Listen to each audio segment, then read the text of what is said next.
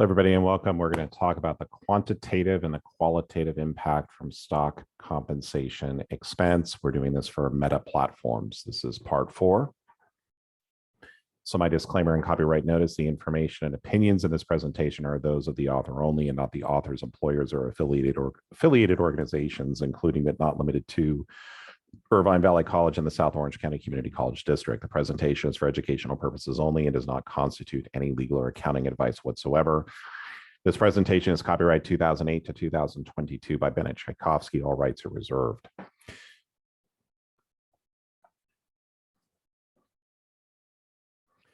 So one of the things that we've talked about so far this is the fourth in this video series, but we're kind of now taking an assessment in terms of the qualitative and the quantitative impact of stock compensation expense or stock option expense. Hold on. So why did this come about in 2006 and why were companies going back and recording this earlier? Well, stock compensation expense has value. And when you look at a way of keeping and attracting employees, stock options are a huge part of that, especially for technology companies. If I'm an employee about to go through and to work, if I'm being, say, offered the same amount of money at 2 different companies, and one of them is offering me a better stock option package, I'm probably going to choose the other company. So the stock options are a huge way of going through and keeping and attracting employees. I was talking with a friend of mine who had worked for Google, and he was saying or Alphabet, how they handle their stock options is unlike anywhere else. They do it every 30 days. So if you're an officer of a company, or if you're, trying to keep employees, stock compensation expense is really basically issuing stock options or restricted stock units, extremely important because it has so much value. But where the accounting profession, and this is really where the problem comes in, if you're giving something to someone that has value, how do you record it in the financial statements? And the other problem with this is, especially with stock options, is that this is not like other non-cash charges. And if I take a look at Meta's statement of cash flows real quickly.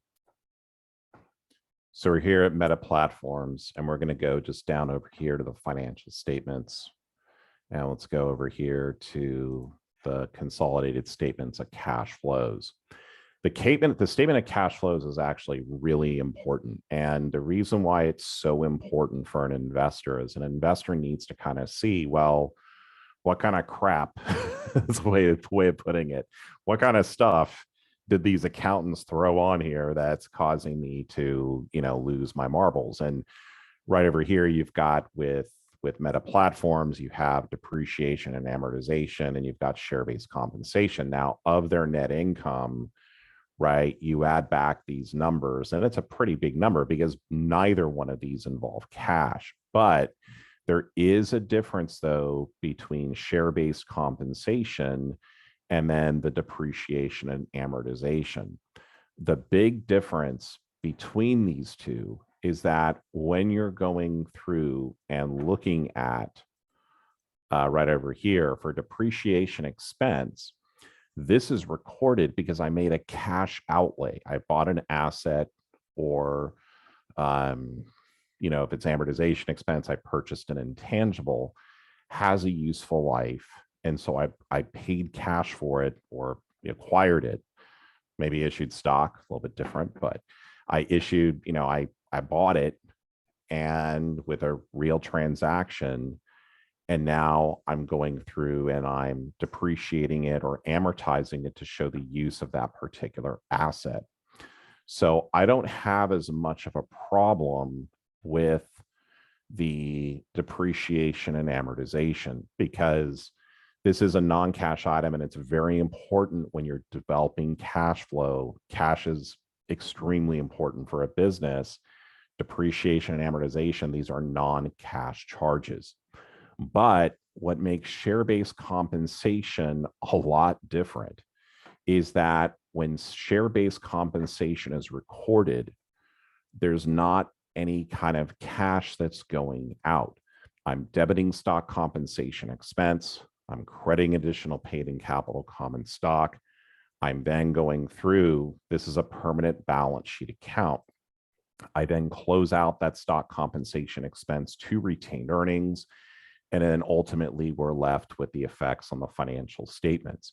When I issue stock options, it's only decreasing retained earnings, and it's going to be increasing additional paid-in capital. So what happens if for Meta platforms, what happens if we go through, and again, I'm using estimated numbers based on the SEC filings that I could go through and look up. I've already given my disclaimer. Again, this is just an estimate. Well, in the second part of the project, we looked at, well, how do we go through and determine the amount of stock compensation expense, right? That's what we went through and did over here. Then in the third part, I figured out, well, how much did I actually receive as a result of issuing those stock options? Roughly about 104 million. So the net impact on my financial statements is about $39 billion. So quantitatively, when I'm looking at the impact on my balance sheet right over here, I've got with the stock compensation expense, my additional paid-in capital is 55 billion. My retained earnings are 69 billion for a total of 125. If I were to reclassify, if we were to say, well, what if we never ever recorded the stock compensation expense? What would happen? Well, your additional paid-in capital would go down and your retained earnings would go up. So on a reclassified basis, we are now looking at something that looks a little bit more like what additional paid-in capital common stock really should be. And this is 16 billion, which if you look online, and I'm pretty sure I've done this before on prior videos, this approximates how much Facebook raised in its initial IPO when it went public, and I believe that was in May of 2012. So this additional paid-in capital common stock looks a little bit more normalized. By the way, what is additional paid-in capital common stock? Just as a review, when you are a corporation, right, we set our par value to be extremely low, a fraction of a penny. Why do we go through and do that? The reason why we go through and do that is because the par value represents the minimum legal liability that a shareholder has to a corporation. If a corporation was to sell stock below par value to a shareholder, that shareholder would owe up at least to the amount of the par value. So you will see it as a fraction of a penny. When I'm going through and reading Wiley Plus or reading this a 17th edition, I got to a point where I emailed the authors and said, you have to stop using $10, $5, $1 par value common stock because you're teaching our students the wrong thing. Yeah, actually, they agree with me. It's going to come out hopefully in the 19th edition. Well, it was too late for the 18th edition, but hopefully it's going to be in the 19th edition. But when you're going through and doing that, and what happens is you assign a very small amount of par value. The rest of it goes to additional paid-in capital common stock. So when you're looking at additional paid-in capital common stock, really as an investor, this is something to me means, oh, this is how much money I've received as a result of doing a share issuance for cash. Or if I, use stock to acquire something, which most companies won't do, or to, basically for a business. So as we go through and look at this, when we're looking at stock compensate, going back over here to stock compensation expense, what would happen if we were to go through and remove this? Well, now we're getting into a little bit more of the qualitative side. So quantitatively, right, as reclassified, this is not going to make overall, you're just doing a reclassification quantitatively. And so therefore, this is not going to, essentially any type of balance sheet ratio, you're just moving around accounts. The other part of this over here to really be thinking about, though, is qualitatively, if Meta Platforms now has $108 billion in retained earnings, will this create additional pressure on Meta Platforms to potentially give a dividend to its shareholders? And that really, in fact, may be the case. How much retained earnings should a company go through and keep? Very important question, right? And that's something where this issuance using stock options has really masked the true retained earnings of a lot of these different publicly traded companies. So qualitatively, it's a very big perception issue. The other part of this quantitative analysis, and Meta Platforms, again, I want to applaud them for what they're going through and doing. For the year ended December 31st, 2021, Meta Platforms had net income of $39 billion. But if we look at this over here, right, their share-based compensation expense was $9.1 billion for the year ended December 31st, 2022. You are not required to go through and do this, but Meta Platforms is way ahead of the curve, or there's somebody else that's out there that's already been doing this. I apologize. I don't mean to offend you, but for Meta Platforms, this is a huge issue, because if I add back in this 9.1 billion, right, what happens to, if I got rid of stock compensation expense for 2021, what would happen? Well, we've got 39,370, and my stock-based compensation expense was 9164. Okay, so in terms of the impact, this is about 23% of net income. If I were to go through and look at this from a per share, like an earnings per share, if I went through and removed this, my earnings per share would jump from 14 bucks, and let's see what this actually would be. So if I add back in that stock compensation expense to net income, I would be at a net income of about 48 billion for Meta Platforms. How does that change my earnings per share? Well, my earnings per share, and again, this is just a basic calculation, this would essentially be going from $13.99 to about $17.25. If I take 39,370, I divide it by 13.99, I get 28.14. If I take 48,534, divide it by 28.14, right? So if I take this and divide it by 28.14, I'm going to get roughly the 17.25.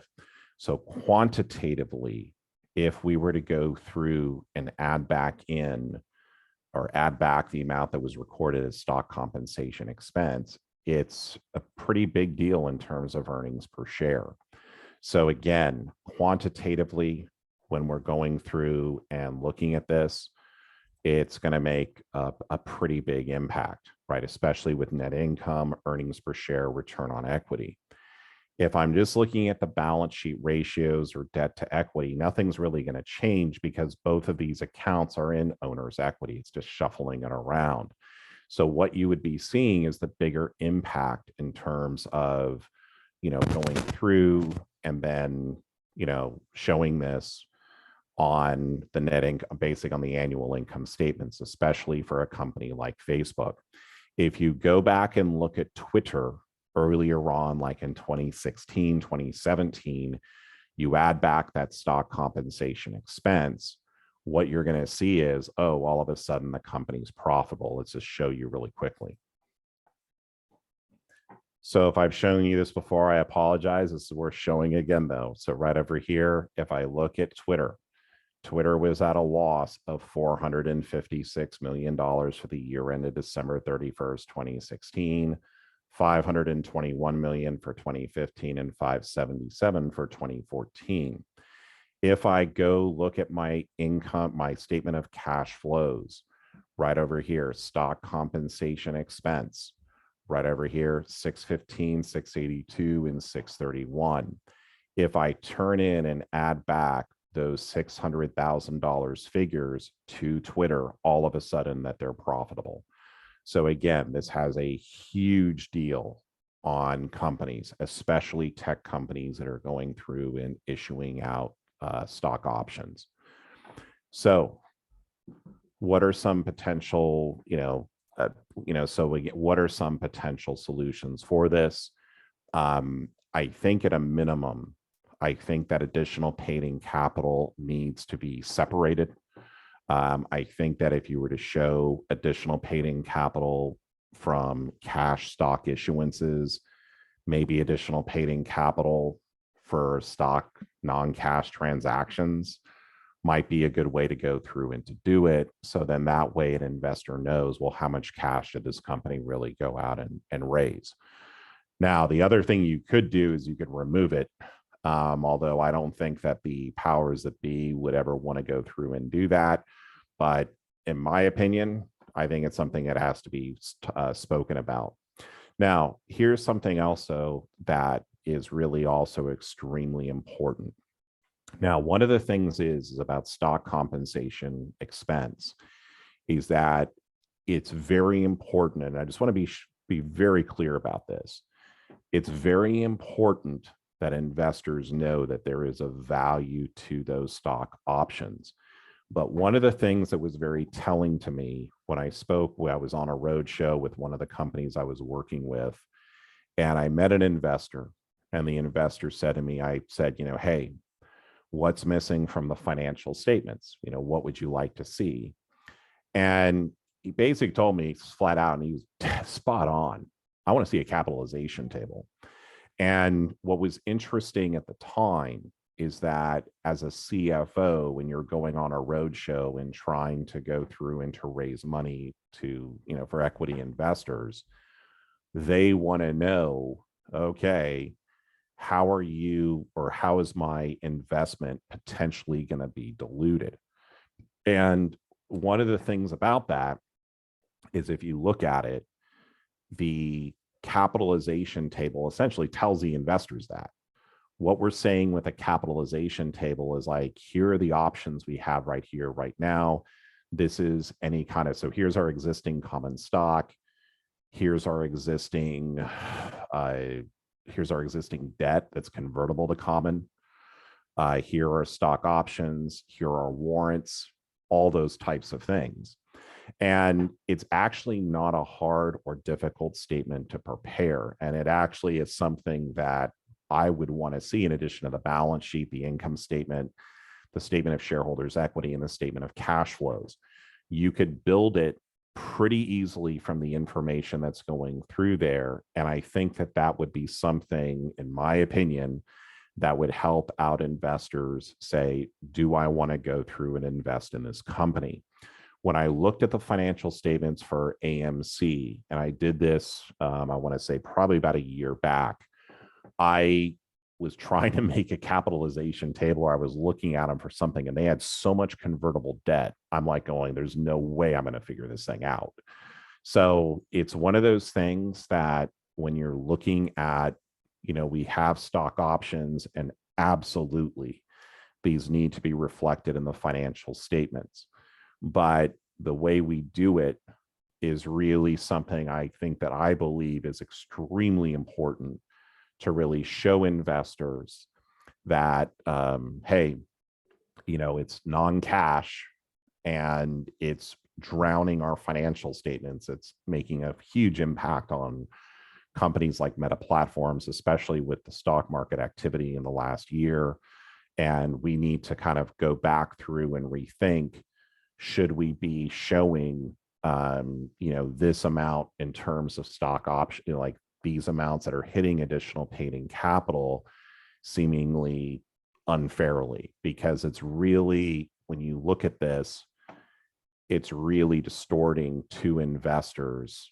If I go to Facebook, those Meta Platforms, and I see additional paid-in capital of 55 billion, an investor might think, oh, Meta Platforms raised $55 billion. That could be further from the truth. They raised 16 billion, and the rest of that really should be in retained earnings because it relates to an expense that doesn't really cost anything. So there is a cost, okay, and that is like dilution, but it's not a dollar cost to the company. If anything, there's cash coming into the company as a result of those stock options being exercised. Now, most of the time you're now going to see it's going to be restricted stock units or it's going to be cash coming out. But when you're looking at the net impact of this on companies' financial statements, it's something that we have to go through now and evaluate. And again, I want to applaud those at Meta Platforms who were going through and breaking this out, because it's insane. It's just way too much, and it's doing just too much destruction and just bloating and understating retained earnings, overstating additional paid in capital, and it needs to be addressed. So I want to thank you for watching this today. Again, these are my opinions, okay? And they're my opinions, and this is the way that I feel. But I think that it's time now that we have to really go through and re-examine what's been happening historically and the impact it's had on a lot of these different companies. What I am excited about is that I'm right now for my amazing Accounting 301A class at Cal State Fullerton this spring 2022, which happens to be on the Irvine Valley College campus where I teach full time. We're going through and doing a project for this for other companies, and with their permission, I will hopefully be sharing some of their findings with you. I've really kind of restricted the scope to the top 7, basically the top 7 technology companies. And so once we get back from that, and I'll be sharing those results with you once I have their permission. So in any event, I want to thank you for watching. Feel free to leave any kind of comments below, and I look forward to seeing you on future videos. Have a great day.